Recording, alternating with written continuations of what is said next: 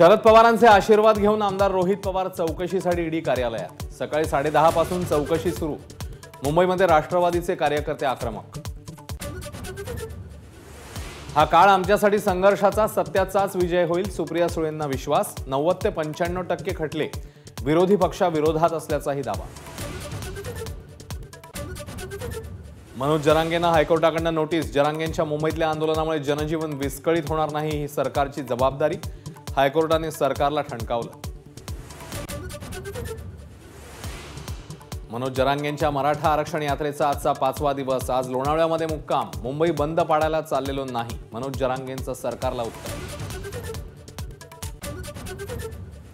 मनोज जरांगेंचा पुण्यातल्या मोर्चाचा मार्ग बदलला। मोर्चाच्या मार्गात रुग्णालये असल्यानं रुग्णांना त्रास होऊ नये म्हणून मार्गामध्ये बदल।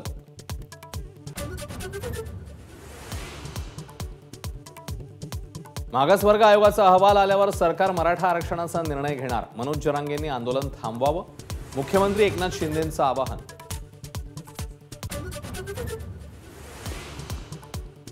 जरांगेंच्या आरक्षण यात्रेच्या पार्श्वभूमीवर नवी मुंबई एपीएमसी 25 आणि 26 जानेवारीला बंद राहणार। राज्यभरात येणाऱ्या मराठा बांधवांचा मुक्काम नवी मुंबईत। मराठा कुटुंबांच्या सर्वेक्षणाचा दुसरा दिवस। अनेक ठिकाणी ॲपमध्ये तांत्रिक अडचणी, तर 31 जानेवारीपर्यंत सर्वेक्षण पूर्ण करण्याची मागासवर्ग आयोगाची सूचना।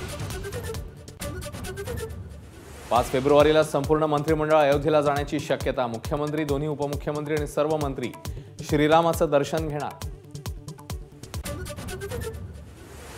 इंडिया आघाडीला 2 मोठे धक्के। बंगालमध्ये ममता बॅनर्जींचं तर पंजाबमध्ये आम आदमी पक्षाचं एकला चलो रे धोरण।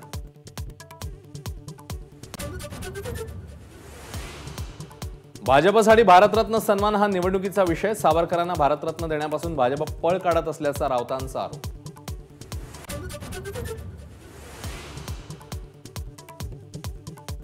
10वी-12वीच्या विद्यार्थ्यांना निर्धारित वेळेपेक्षा 10 मिनिटं जास्त मिळणार। विद्यार्थ्यांचं हित लक्षात घेऊन निर्णय। एबीपी माझा, उघडा डोळे बघा नीट।